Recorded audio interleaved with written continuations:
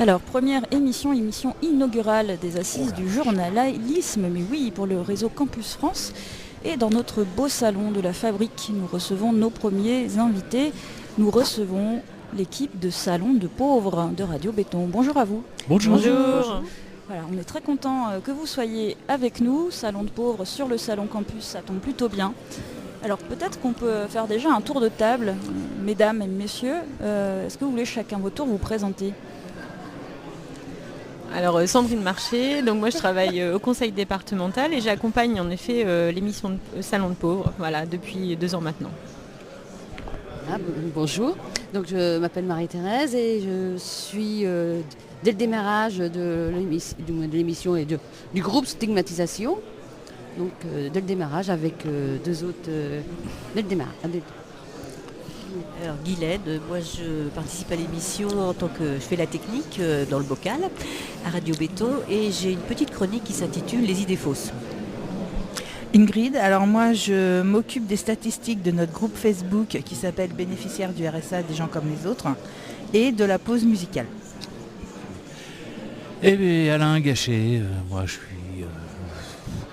un peu à l'origine de tout ça. Je fais partie des meubles à Radio Béton, ça facilitait les choses pour devancer les futures questions sur pourquoi on a fait ça et pourquoi on a fait ça sur Radio Béton.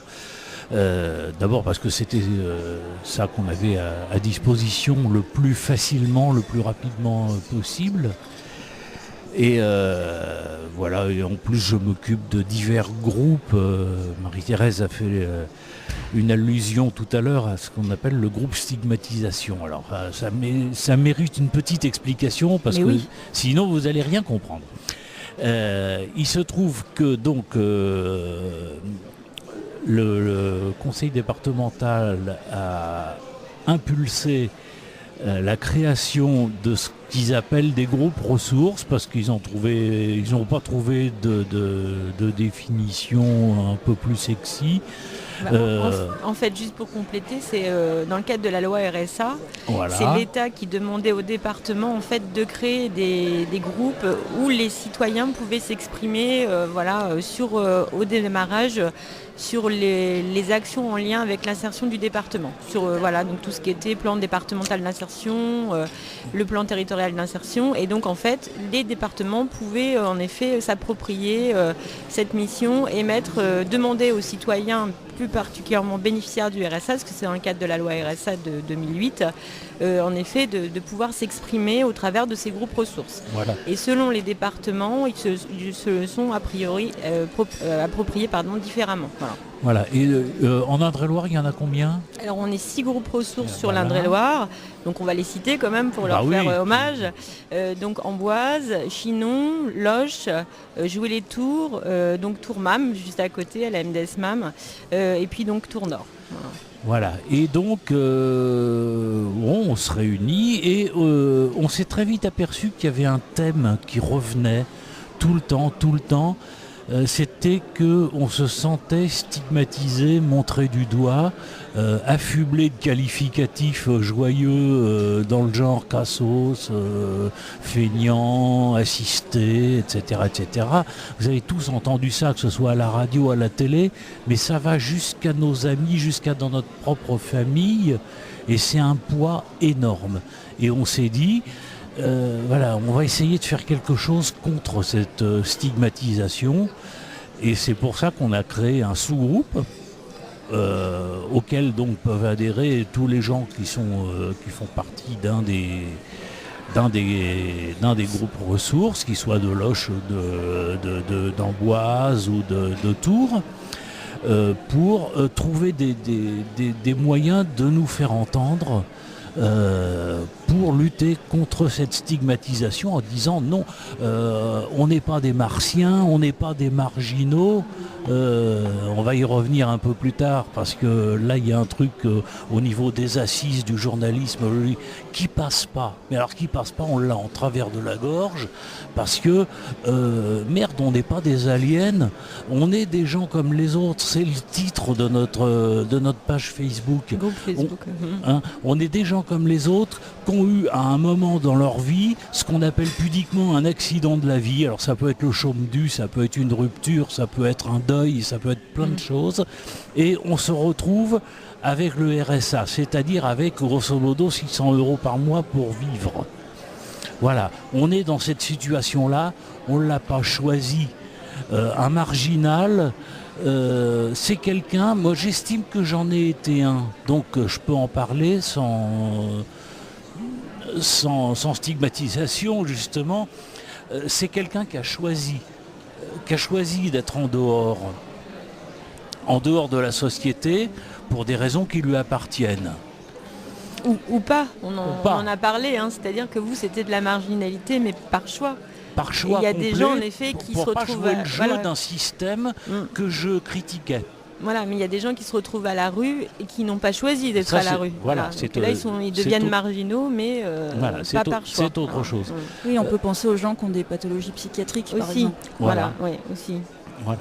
Mais nous, nous, on est des gens qui sont réunis ici pour une seule raison, c'est que on est allocataire du RSA.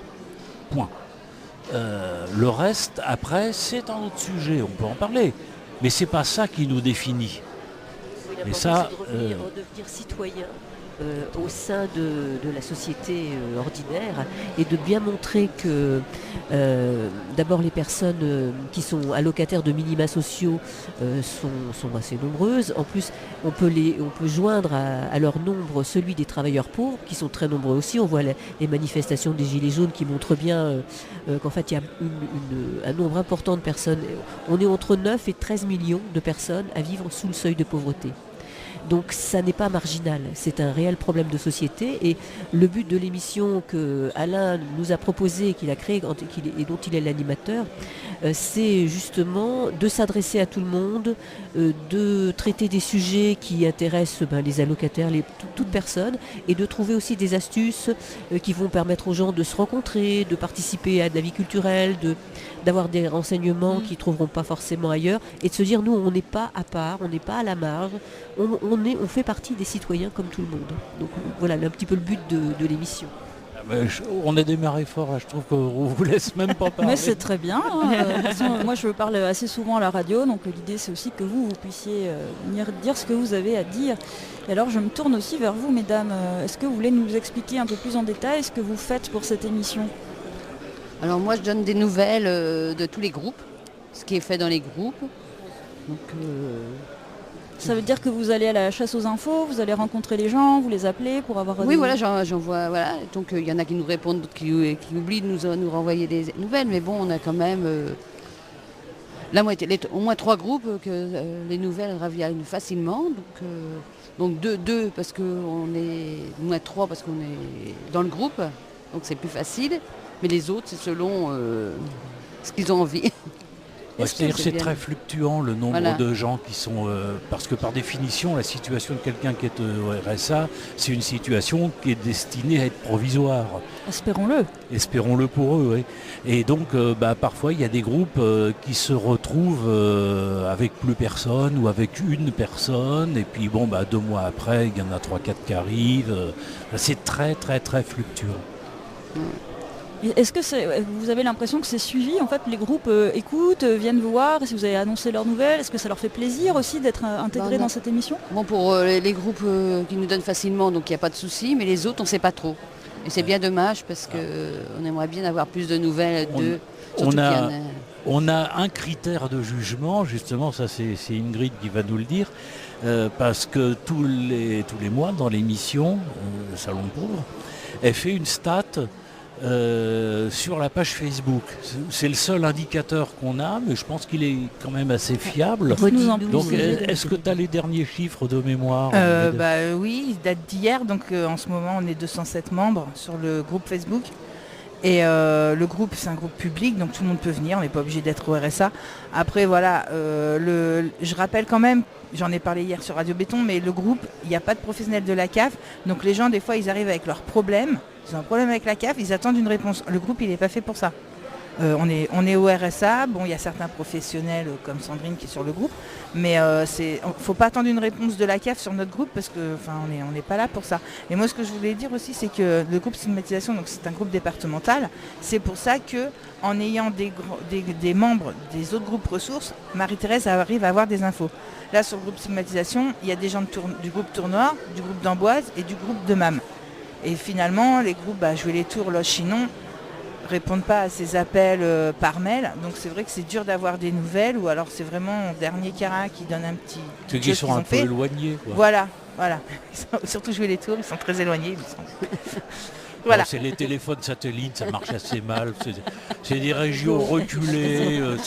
C'est un problème, quoi. Faut des visas, Voilà, et moi je voulais répondre à une question que vous ne nous avez pas posée, mais je vais répondre quand même. Vous avez raison. C'est pourquoi on s'appelle Salon de pauvres. J'ai pensé salaud de pauvre. Voilà, et salaud de pauvres, dans la traversée de Paris, quand Jean Gabin le dit, on a joué le jeu du salon, parce que le salon, on est au RSA, on est vautré dans un salon à regarder la télé et à boire de la bière. Voilà, preuve aujourd'hui, on est aussi dans un salon. Là, et du coup, merci Radio Campus, on a l'impression une fois de plus de vivre au-dessus on est à la maison, on est à la maison. Elle est bienvenue. Voilà, et du coup, on a fait jouer justement parce que quand on le dit, les gens ne savent jamais si on a dit salon ou salaud. Et c'est quand ils le lisent, ils font ah salaud, mais pourquoi salon? Et du coup salon, parce que on est au RSA, on est des feignasses, on est vautrés dans un canapé à boire de la bière toute la journée et à regarder la télé. Donc, on assume. D'ailleurs, vous pouvez venir nous payer une bière, il n'y a pas de problème. Alors, ou du thé ou du café. Oui.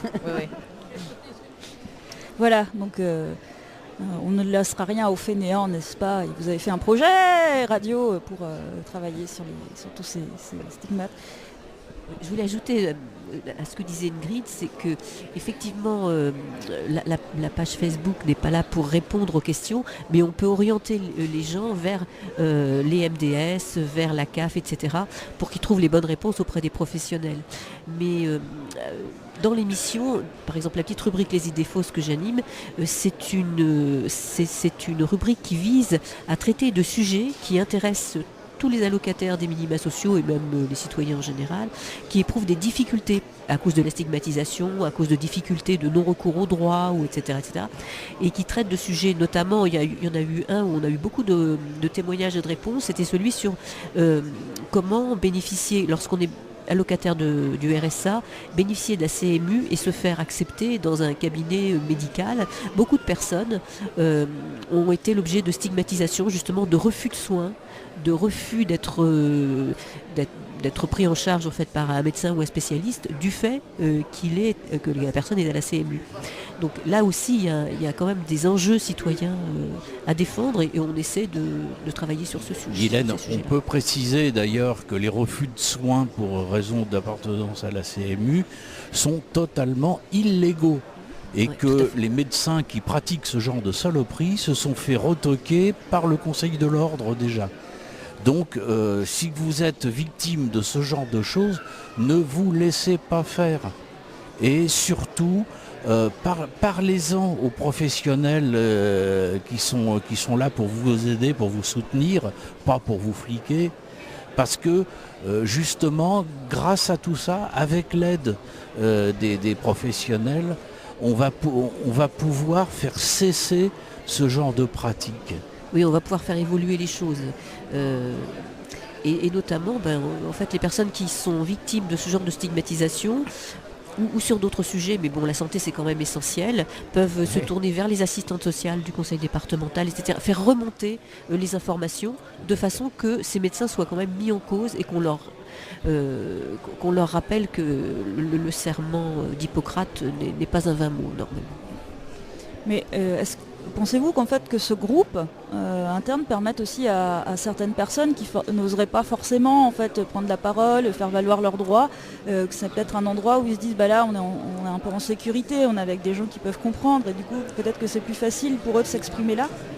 Alors tout à fait. Et alors à un certain moment, on avait commencé à mettre en place avec la MDS MAM une permanence d'accueil et d'écoute où on recevait, parce que les CSP, enfin les assistantes sociales, ont énormément de personnes à recevoir et n'ont pas forcément le temps de tout donner comme explication, etc.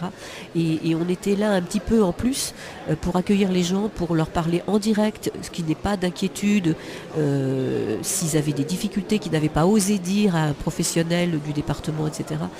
Oui, ça peut être... Bon, ça n'a pas duré très longtemps parce qu'on n'avait pas les moyens de continuer, etc. Ça demandait beaucoup de temps et autres, mais l'idée est un peu celle-là. Et dans l'émission, les gens peuvent nous parler sur la page Facebook, sur le compte Twitter, etc. Oui, parce que nous avons un compte Twitter donc qui s'appelle Salon de Pauvres, une adresse mail salondepauvres@gmail.com et une chaîne YouTube où on rediffuse l'émission sans la pause musicale pour pas avoir des problèmes. Allez, on leur file un scoop là.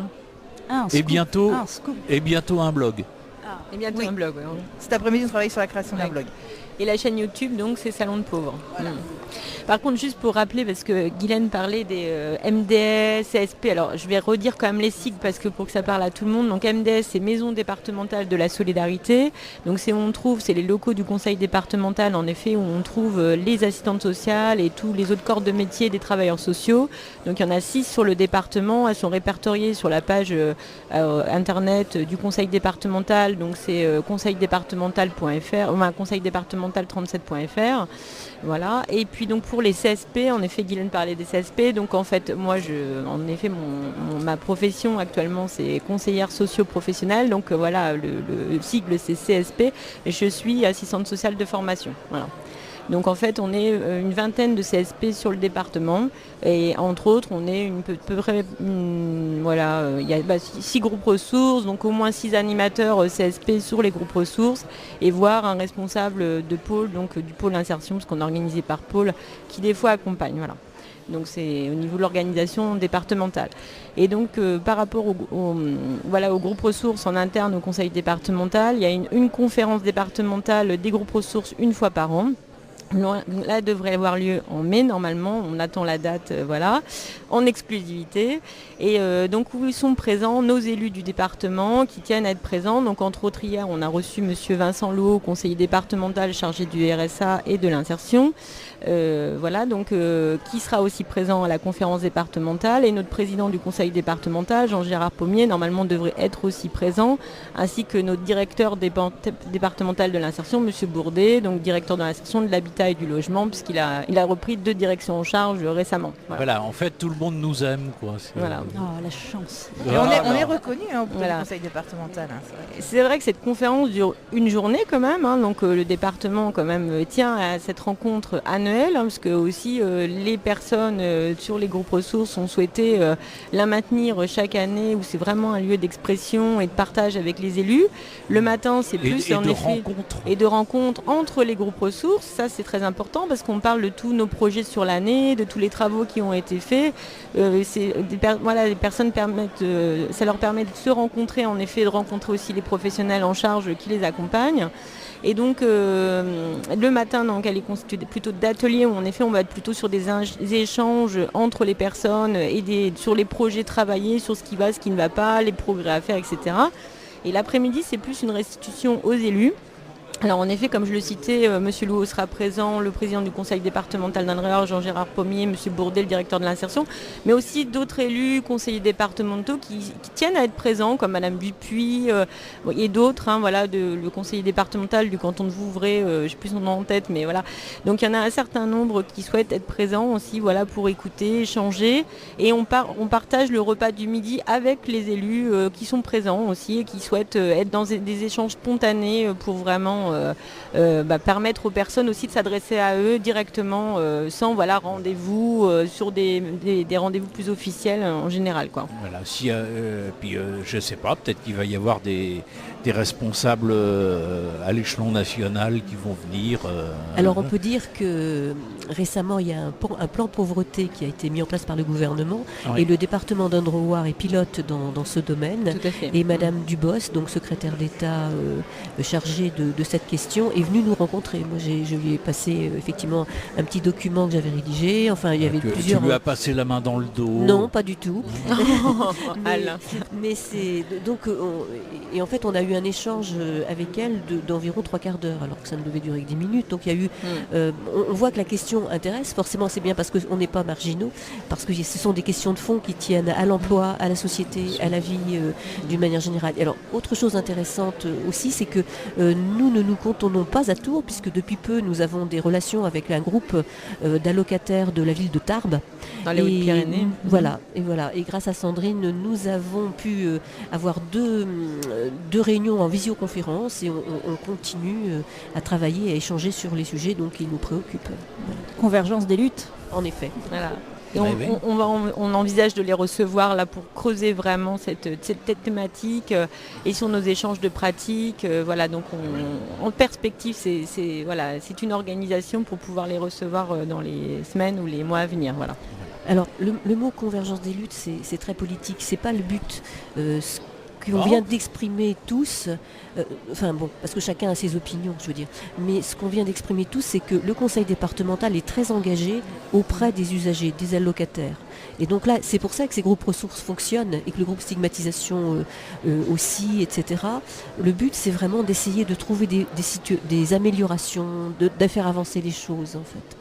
Donc il n'y a pas d'autre volonté que la bonne volonté de chacun à participer et à apporter ses petites compétences chacun.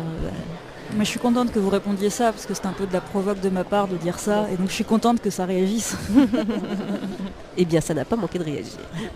Il y avait une autre chose, il faudrait que peut-être Sandrine ou Alain, on parle, ou Ingrid, qu'on parle de tous les invités qu'on a pu recevoir, qui viennent d'horizons très divers. Voilà, donc je m'étais dit qu'on pourrait en effet leur faire un petit bonjour, parce qu'on les remercie d'être venus à notre émission de radio. Donc en 2018, on a eu Nathalie Bertrand, directrice de l'association Émergence, qui récapitule la halte de jour, et puis d'autres structures sur Tours. Émile Salva, docteur en sociologie, qui est venu aussi. Jacques Périssalco, écrivain de jeux littéraires et anagrammes, qui est venu aussi présenter ses ouvrages. Séverine Busson-Houssineau de l'école de la deuxième chance et l'association PIS de Montbazon. On a eu Isabelle L'Huillier, coiffeuse solidaire à Amboise, qui est venue aussi. Valérie Bonneau du Crépy-Touraine, c'est un groupe d'employeurs sur Saint-Avertin. David, donc chanteur ambulant, bénéficiaire du RSA, qui était venu en juillet. On a eu un témoignage de Jérôme d'Amboise, bénéficiaire du RSA autour de la santé. On a fait une spéciale marketon, donc avec comme invité Julien Ratron, donc conseiller socio-professionnel, donc au conseil départemental, et Aurélie Chemel, directrice de PIS, qui était venue parler de la journée nationale du 18 octobre du marketon. On a eu aussi Bénédicte Longat et Claire Carré, bénévole à TD Carmonde, pour parler la journée du refus de la misère du 17 octobre. Le garage solidaire auto à jouer les tours, avec comme invité Guillaume Florençon, directeur de l'association. Et puis on a eu aussi Lorraine Pré, responsable de la mission locale de Tours Nord, et Denis Maheu, conseiller mission locale, donc en décembre. Puis en janvier, on a eu Cécile Seman du XAPA, donc qui est venue nous parler des addictions avec un de ses collègues infirmiers psychiatriques. En février, on a eu Pôle emploi de Chinon et l'association Touraine Ouest Emploi, donc Marie Casgrain et Carole Lamy de Pôle emploi Chinon, et Mélissa Albert de Job Touraine. Donc ça, c'est le site en effet du conseil départemental de recherche d'emploi, jobtouraine.fr, où en effet tous les demandeurs d'emploi peuvent s'inscrire pour trouver un emploi, et on a une connexion directe en fait avec les employeurs du local, de l'Indre-et-Loire exclusivement. Voilà. Donc on peut se connecter sur jobtouraine.fr sans souci. Et donc hier, notre dernier invité, M. Vincent Louot, conseiller départemental chargé de l'insertion.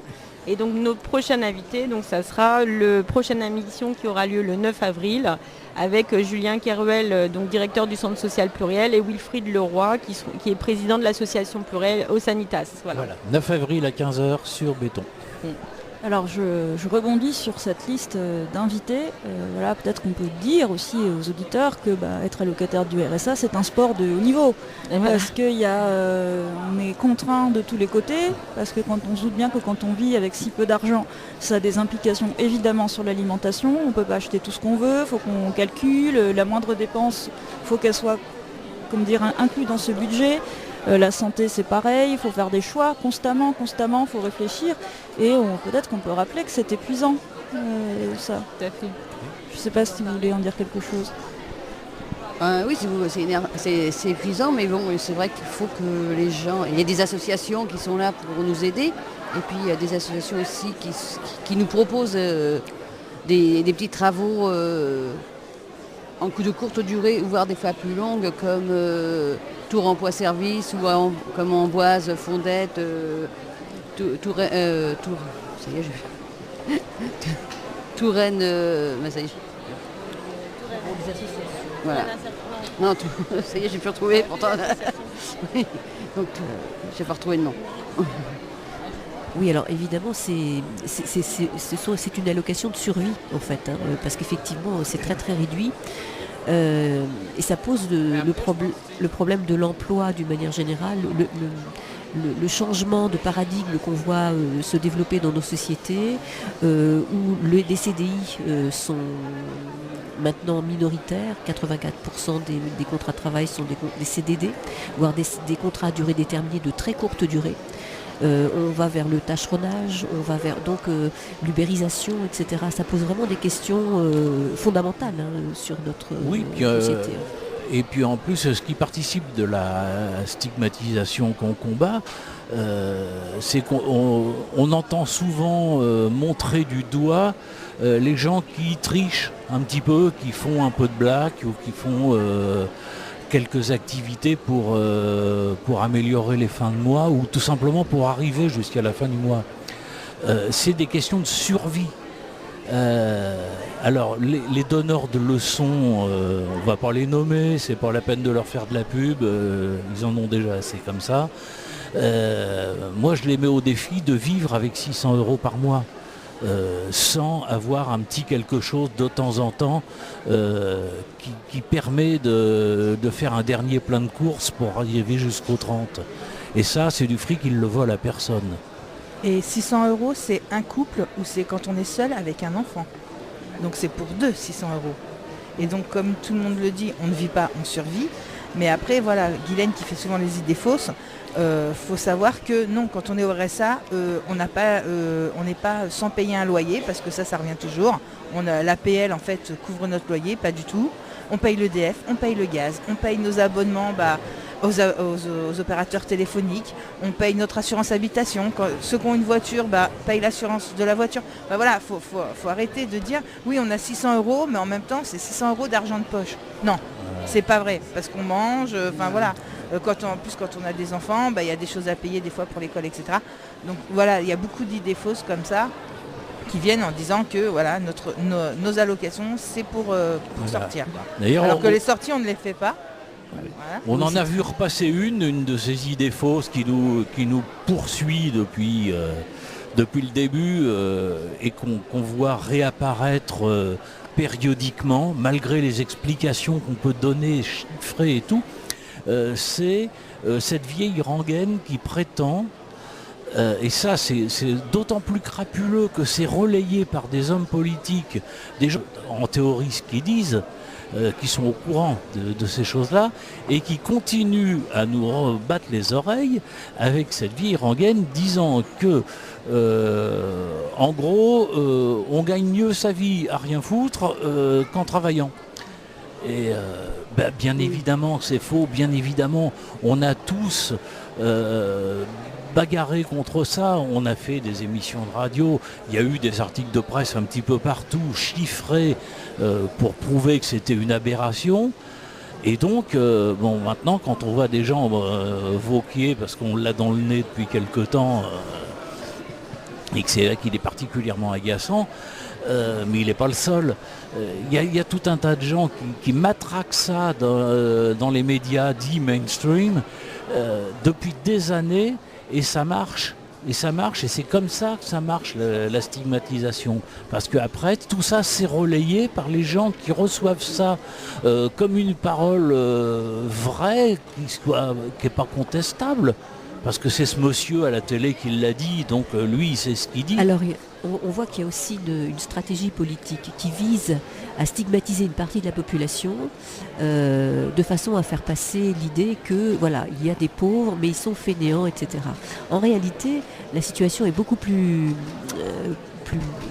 grave que ça, parce que parmi les pauvres, il y a beaucoup de travailleurs pauvres, parce que chacun travaille un petit peu par-ci par-là, etc. Et ce que l'on voit, en fait, c'est qu'il y a une paupérisation générale des salariés, des personnes qui sont aussi de plus en plus en situation de précarité. Et ça touche un nombre considérable de personnes. Et là, en fait, c'est là qu'il faut se poser les vraies questions. C'est-à-dire le fait de stigmatiser une partie de la population en disant ah, voilà, ils sont bénéficiaires de ceci ou cela, alors que c'est la solidarité nationale qui s'exerce, etc., pour les citoyens de notre pays, etc. Donc là, il y a vraiment des questions de fond à reposer, à reformuler. C'est l'idée de à qui ça profite, voilà, en fait, de stigmatiser une partie de la population.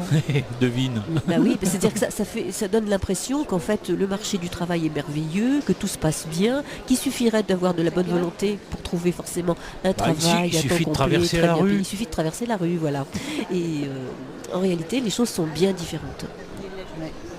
Je voudrais vous préciser, c'est que quand on a un petit travail, par exemple, ce mois-ci on va travailler, ou le trimestre on va travailler, le trimestre d'après, le RSA va baisser parce qu'on a travaillé. Donc en plus de ça, on aura moins d'argent pour vivre. Et c'est ce qu'on voudrait, ça serait logique, que ça serait à déclarer mois par mois et non par trimestre. Parce que le trimestre d'après, si on ne travaille pas, on n'a presque rien. Et le RSA va pas redémarrer tout de suite. Voilà, donc je trouve que c'est important aussi de le dire. Voilà, et puis qu'il y ait un plancher où on puisse cumuler un revenu avec le RSA sans que ce soit déduit, parce que de toute façon, si on a 500 balles le RSA et qu'on travaille pour 500 balles, on va avoir 1000 balles au bout du mois, on est encore en dessous du seuil de pauvreté. Donc c'est du fric, on le vole à personne. Alors, juste pour préciser, par rapport au revenu, quand on travaille et qu'on est bénéficiaire du RSA, on le signale à la CAF, et c'est vrai qu'autant que faire se peut, il faut le signaler au plus vite. Parce que la CAF recalcule vos droits, et du coup, elle peut en effet... il y a un système de neutralisation de ressources qui peut s'appliquer de façon exceptionnelle. Donc ça, c'est les conseillers de la CAF qui peuvent le mettre en place. Et donc, en effet, il faut le préciser au plus vite, parce qu'en effet, la CAF recalcule vos droits, et du coup, peut réactiver les droits pour le mois suivant, si en effet c'est un contrat sur du très court terme, par exemple une mission intérim de 1 semaine ou 15 jours, en effet il va y avoir un recalcul et ça va se faire assez vite si on prévient la CAF tout de suite et qu'on n'attend pas la DTR à la date butoir. Voilà. Donc je rappelle, DTR, déclaration trimestrielle de ressources, il faut le faire en ligne sur le site caf.fr. Voilà. Alors ce qu'il faut dire, c'est que ce qu'on aimerait aussi, ce pourquoi on participe au groupe ressources et au groupe stigmatisation, c'est qu'il y a un certain nombre, il faudrait faire évoluer un certain nombre de procédures administratives qui sont complexes, qui sont mal connues. Il y a beaucoup de personnes qui pourraient bénéficier d'aides, on a un taux de non-recours à ces aides qui est important. Les gens sont mal informés, les gens ne comprennent pas le fonctionnement de l'administration, donc qui est complexe, il faut le reconnaître. Et il y a peut-être un certain nombre de choses justement à faire évoluer dans ce sens, de façon à ce que les gens ne se sentent pas poursuivis par l'administration, mais comprennent qu'ils font partie d'un ensemble solidaire dans lequel, en fait, toutes ces aides ou toutes les démarches qu'ils exercent vont leur permettre de rebondir, d'aller de l'avant, de faire des projets. Enfin, c'est un peu le but. Alors on peut penser aussi une situation dans l'idée de rechercher du travail. Par exemple, une personne allocataire du RSA qui n'a pas de permis de conduire. C'est un énorme frein pour trouver du travail. Or, comme quand on est allocataire du RSA, comment on fait pour financer un permis de conduire ? Et si on n'a pas de permis de conduire, comment on fait pour trouver du travail ? Alors ça, c'est mon cas. Je n'ai pas le permis. Mais alors si on a une promesse d'embauche d'un métier qui permet, où il faudrait avoir le permis, il y a des possibilités de se faire financer, notamment par Pôle emploi. Voilà, donc pour tous les emplois en effet qui sont plutôt, alors soit excentrés parce qu'on travaille dans une zone industrielle, par exemple en horaire en 3-8, ou alors les métiers, par exemple dans l'aide à domicile comme Marie-Thérèse, où il y a beaucoup de déplacements, où des fois en effet quand on travaille pour une association d'aide à domicile, des fois elle nous fait parcourir toute la ville de Tours, voire on nous fait travailler à Tours Nord, à Tours Sud, à Tours Centre, à Chambray. Donc si on se déplace en transport en commun, on peut pas en effet, on passe plus de temps dans les transports en commun qu'en temps de présence chez les personnes. Donc là, ça peut justifier en effet un financement de permis de conduire. Alors en effet, Pôle emploi peut intervenir sur l'aide au permis de conduire. Nous, au niveau du conseil départemental, on peut aussi intervenir, mais plus particulièrement pour les bénéficiaires du RSA. Donc en effet, tous les référents qui accompagnent les bénéficiaires du RSA connaissent la procédure, le formulaire à remplir, les critères plus particuliers. Alors je rappelle pour les référents, donc en fait le conseil départemental d'Indre-et-Loire a 2 types de suivi, donc ça peut être 3 types de suivi, même ça peut être les assistantes sociales de secteur qui suivent les bénéficiaires du RSA dans le cadre de leur accompagnement, donc pour tout ce qui est problématique sociale, liée à la santé, au logement, à l'illettrisme, à chercher un mode de garde pour son enfant, des choses comme ça. Ça peut être aussi, donc on est conventionné, le conseil départemental d'Indre-et-Loire est conventionné avec un certain nombre de structures, au niveau, c'est une prestation de service qui est conventionnée avec des associations et des organismes de formation qui suivent des bénéficiaires du RSA. Donc ces personnes-là, elles les suivent à titre individuel. Et donc en effet, chaque territoire d'intervention a des référents avec qui il doit travailler. Donc ces référents qui sont identifiés comme tels, ont des contacts régulièrement avec les équipes des services insertion du conseil départemental pour faire un point, un relais. Et en effet, ils sont tout à fait au courant de toutes les aides à disposition pour aider les personnes dans leur quotidien, dans leur projet professionnel ou pour leur recherche d'emploi. Et puis après, on a un 3e type d'accompagnement qui est avec Pôle emploi. Donc en effet, on a une convention de signer avec Pôle emploi. Et là, on a aussi des accompagnements plus intensifs qu'on appelle l'accompagnement global, où en effet, on a des conseillers dédiés pour l'accompagnement des bénéficiaires du RSA. Donc sur l'agglo, par exemple, on a 2 conseillers dédiés sur Touronsard, un conseiller dédié sur Saint-Cyr, on en a sur le Pôle emploi des 2 Lyon, etc. Sur tout le département, on a des conventions signées avec tous les pôles emploi du département, mais en effet, il y a des aides dédiées pour le permis de conduire et autres, bien sûr. Alors moi je voudrais juste rebondir, excusez-moi d'anticiper peut-être les questions, mais par rapport à l'atelier auquel on va participer pour un certain nombre d'entre nous vendredi, donc aux assises du journalisme, puisqu'en effet c'est l'atelier, il est nommé Culture du cœur, la marginalité dans les médias, donc il aura lieu de 11h à 12h30 en salle 1.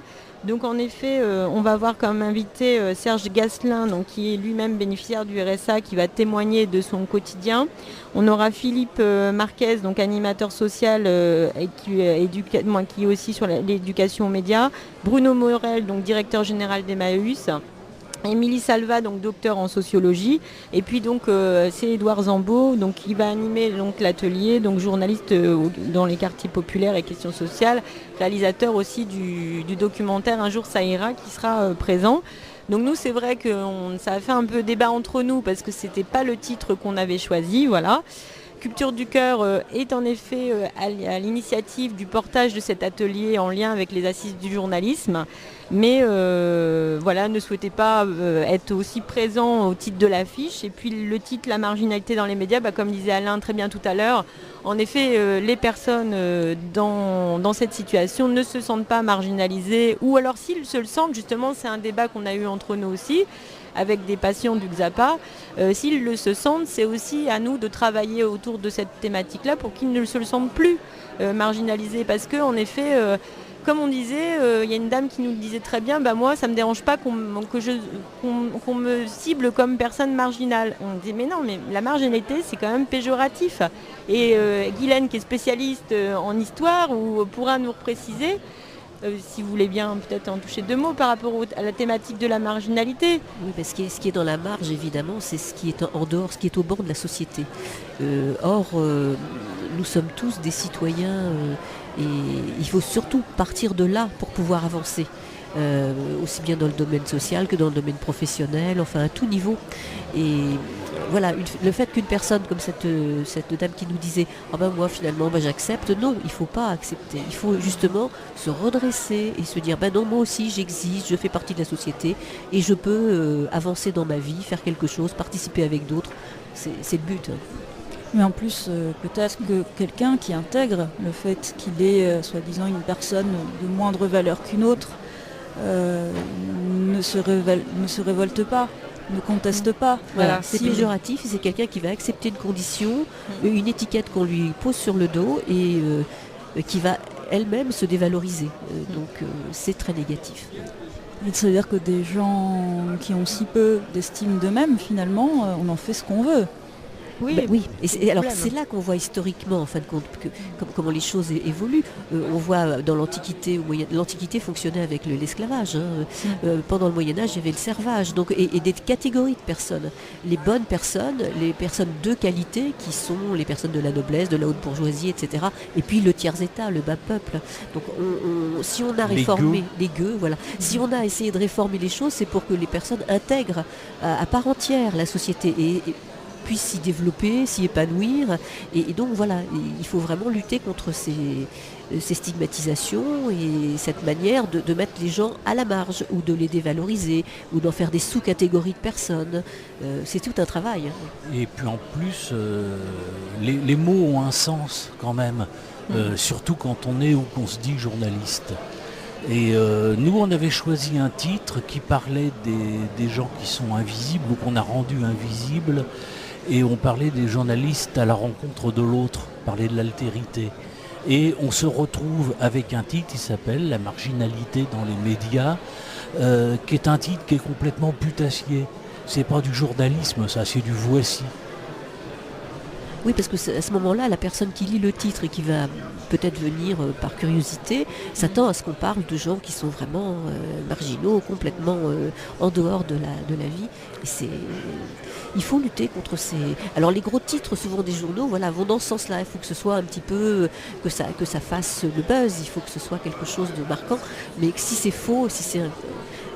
ça fait du tort à tout le monde. Et puis même quand c'est vrai, qu'est-ce qu'on décide de mettre en avant? C'est ça.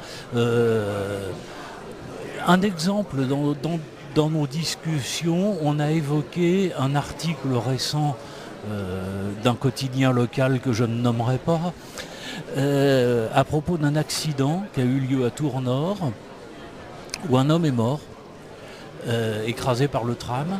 Oui, c'est ça. Et le gros titre, c'était le retard du tram. Et puis en sous-titre, en dessous, en beaucoup plus petit, effectivement, quelqu'un est mort.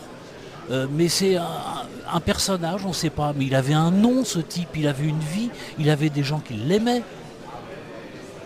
Et ce qui est le plus important pour le gras de papier qui a pondu cette saloperie, c'est le retard du tram. Le retard a été... Ce type-là, il a une conscience. Oui, le service tram a été interrompu à cause d'eux. Voilà. C'est quand même vertigineux qu'on laisse passer des trucs pareils. Je ne sais pas où elle est, la déontologie, là.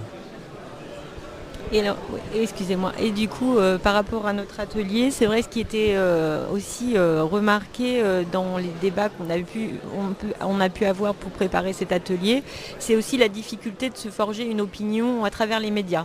Parce qu'en effet, la question c'était qu'on ait bien un lien avec les assises du journalisme en termes de médias, comment on va aller à la rencontre en effet des journalistes, parce que là, notre titre initial c'était « Invisible ou stigmatisé, les médias à la rencontre de l'autre ».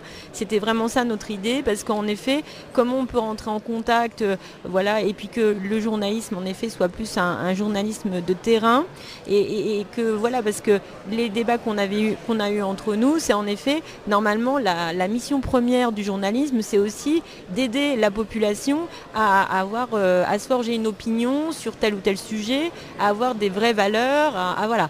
Et donc en effet, en fonction des médias qu'on va pouvoir consulter, parce que voilà, on parlait aussi de l'éducation aux médias, c'est-à-dire qu'en fonction de où on vient, on n'est pas égaux face à la culture, face à l'accès aux médias. Et c'est un problème parce qu'en effet, il y a des personnes qui vont être plus comme le citoyen lambda qui va allumer sa télé, qui va aller regarder BFM pour pas la citer, ou d'autres. Et du coup, c'est hypnotisant, comme nous disaient ces personnes, parce qu'en effet, on voit toujours les mêmes images en boucle, et ça peut déformer la pensée même, on en est là. C'est fait pour ça. On voit Exactement. bien que le journalisme, c'est le quatrième pouvoir et que l'influence sur les opinions est très importante. Donc c'est d'ailleurs pas pour rien que les groupes de presse sont dirigés par des grands manias, marchands d'armes, par exemple. Enfin, en tous les cas, qui veulent influencer l'opinion de façon à conserver le pouvoir et à orienter. Et à faire du fric. Et à faire de l'argent. Alors, l'alternative, c'est les médias non commerciaux, comme les radios associatives. Par exemple, oui, parce que là, il y a une parole libre qui informe. Et puis, l'autre piste, ce sont les journalistes d'investigation. Ceux qui prennent du temps pour étudier des sujets précis et qui rendent compte des enquêtes qu'ils ont menées. Et qui parfois le payent très très cher. Faut voir ce qu'un type comme Denis Robert, par exemple, a pu subir pendant 10 ans à la suite de ses bouquins, de ses révélations d'abord sur l'affaire Clearstream, et sur tout ce qui s'en est suivi. Mais effectivement, il y a encore, heureusement, une presse qui est libre parce qu'elle n'est pas soumise aux puissances d'argent, qu'elle n'a pas de compte à rendre à des gens qui peuvent leur dire du jour au lendemain, attendez, vous publiez pas ce truc-là parce que sinon je vous sucre le budget publicitaire. Il y a des journaux comme le Canard enchaîné depuis près d'un siècle maintenant. Il y a Mediapart. Il y a des journaux un peu plus à la marge qui ont une histoire assez particulière comme Charlie et tout ce qui va autour, ou Ciné mensuel, qui n'ont pas de publicité. Et ça, c'est un des critères de base, parce que l'argent, il est à la base de tout. Nous, justement, on est sur Radio Béton, parce que Radio Béton fait partie de cette génération qui est directement issue des radios libres, ce qu'on appelait les radios libres à l'époque. Et c'est bien défini, c'est-à-dire c'est des radios qui sont, 1, associatives, 2, qui font pas ou très peu de publicité, dont en tout cas le budget ne dépend pas de la publicité.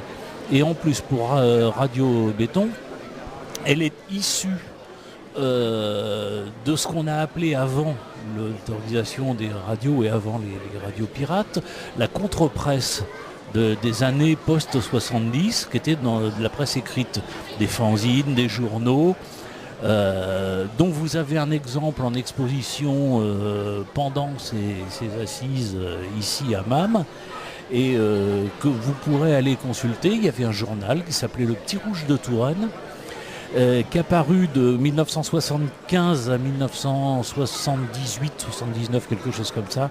Je ne me rappelle plus très bien, ça fait loin.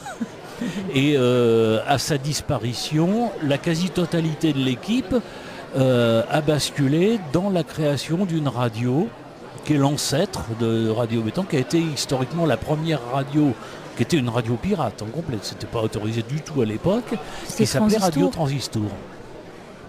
Et donc Transistor a splitté à la suite d'un conflit interne, on va pas s'attarder là-dessus parce que ça intéresse plus personne 30 ans après.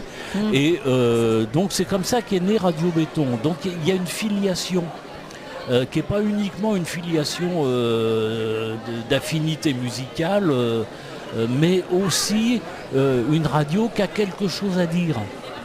Et ça c'est fondamental. Et il reste malheureusement assez peu de radios qui sont dans cette mouvance-là en France, parce que la quasi-totalité du paysage a été absorbée par des grands groupes qui sont des entreprises commerciales. Moi, je ne leur jette pas la pierre. Le but de toute entreprise, c'est de gagner du fric, c'est pas d'en perdre.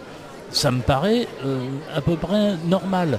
Mais qu'on ne mélange pas ça avec l'information, parce que c'est dangereux. Parce que ça provoque des dérives, parce que c'est comme ça. Il y a des exemples qui fourmillent, moi il y en a des tonnes qui me reviennent comme ça, et sur lesquels les journalistes ne se sont jamais remis en question. Alors peut-être qu'on peut lancer un appel du haut de notre petite émission, dans notre coin, aux journalistes qui sont là. Les mecs, commencez, ou les filles, commencez à vous remettre en question, vous. Et dans ce cas-là, vous aurez beaucoup plus de poids pour après essayer d'écarter un peu les mâchoires des freins qu'on vous oppose. Mais ça, on est peut-être déjà dans l'utopie. On sait qu'il existe des presses d'opinion qui dérivent directement de pensées politiques à droite ou à gauche. Donc on connaît ces magazines ou ces journaux. Mais d'ailleurs, on remercie éviter Vincent Louot d'avoir fait de la publicité pour l'Humanité hier sur les antennes de Radio Béton. Tu l'as un peu Il forcé. est provocateur, mais alors. Enfin, toujours est-il que. Mais il y a quand même une déontologie, il y a quand même un fond sur lequel de compétences de travail sur lesquelles les citoyens comptent en ce qui concerne quand ils s'adressent, quand ils lisent des articles de journaux, quand ils regardent la télévision, etc. Alors la télévision, c'est pire que tout, parce que là, les enjeux économiques sont vraiment très forts et ça semble difficile. À quoi c'est dû alors, à vos avis, des fois la difficulté que peuvent avoir certains médias à se remettre en question, comme vous le disiez? Qu'est-ce qui coince en fait? Pourquoi c'est si dur? Mais parce qu'ils ont été élevés dans ce moule-là. Oui, c'est Il y a ce une ligne que éditoriale. on nous expliquait aussi, parce que c'est vrai que nous on avait du mal à comprendre le pourquoi il y a aussi peu de recul et souvent ils transmettent un peu des idées préconçues avec beaucoup d'a priori. Et en effet, Édouard Zambo nous a très bien expliqué la culture journalistique et en effet les origines sociales aussi des journalistes, souvent issus plutôt d'un milieu aisé et pas populaire, ouvrier. Et du coup, en effet, ils ont du mal à aller sur le terrain, faire des vraies enquêtes, parce que ça demande du temps aussi, de l'investigation. Et en effet, Édouard Zambo, avec son frère, dont j'ai plus le prénom, mais donc ont réalisé deux films documentaires et dont le dernier Un jour ça ira. En effet, ils présentent bien la précarité sur le terrain, en visitant en effet des centres d'hébergement, en allant vraiment au contact des vrais publics, quoi. Voilà. Et ça demande du temps, de l'investigation et d'être vraiment en raccord avec ses propres valeurs aussi, je pense. Voilà, une petite parenthèse et un coup de pub, parce qu'en ce moment c'est un truc qui fait un tabac et qui est effectivement dans la droite ligne. Tout ça, c'est le film de François Ruffin, Je veux du soleil, Oui. sur les gilets jaunes. Alors si vous avez la possibilité d'être dans un endroit où ce film-là il passe, allez-y, allez le voir. Au même titre que son précédent film Merci Patron. C'est quelque chose qui est voilà, ça apporte quelque chose, on en sort enrichi et ça c'est bien, c'est ce que je voudrais moi dans tous les magazines, mais là on est complètement dans l'utopie là. Ouais, on parlait du travail d'investigation. Moi, ça me fait rebondir sur quelque chose qui nous avait bien stigmatisé. C'est M6 avec son truc La rue des Allocs qui se passait dans le Nord. Ah ouais. Et voilà, alors là, on s'en prenait vraiment, pour dire vulgairement, plein la gueule, quoi. Là, c'était vraiment... Ça c'est ignoble. Je sais pas quelle idée leur a passé dans la tête, mais c'est la caricature du journalisme le plus putassier qui soit. Et c'est une honte pour toute la profession, c'est une honte pour les techniciens qui se sont prêtés à ça, c'est une honte pour toute l'équipe, ils auraient dû déclencher une grève. Enfin, on sait bien qu'il y a toujours aussi une presse bas. De caniveau. De caniveau, de basse extraction. Et bon, le but, c'est de faire de l'argent avec des gros titres et puis sans réflexion. Du temps de cerveau disponible.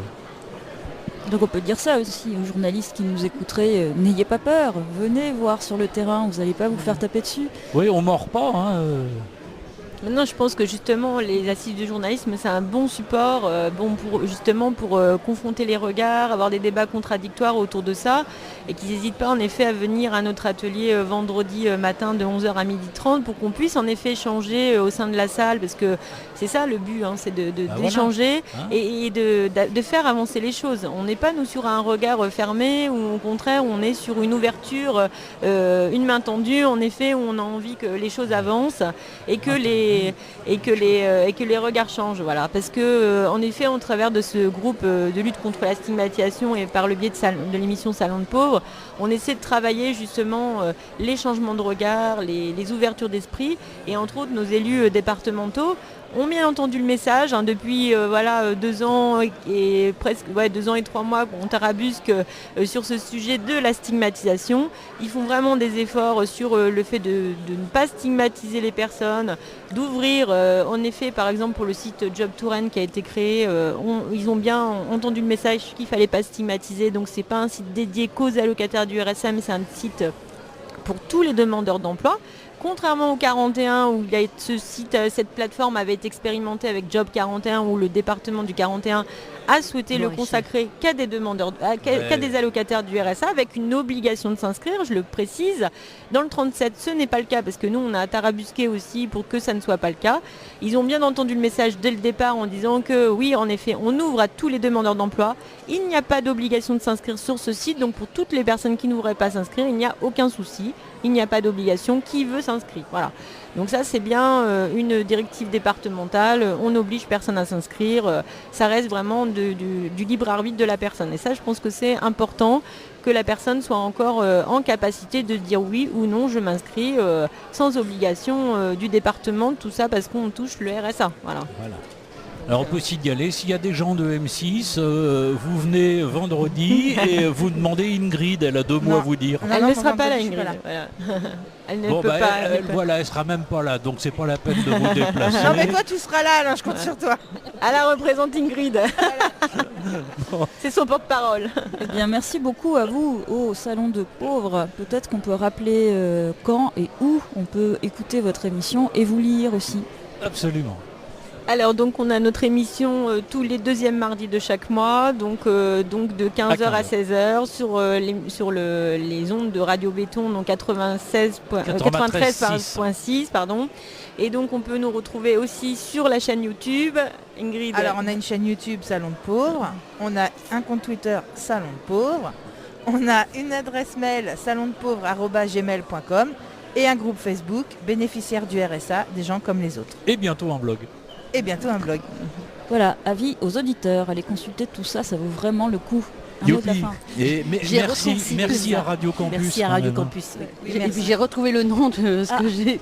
C'était Touraine. Touraine, ça y est. Elle l'a oublié. Le fou rire. Le suspense reste à son comble. Elle a perdu le nom.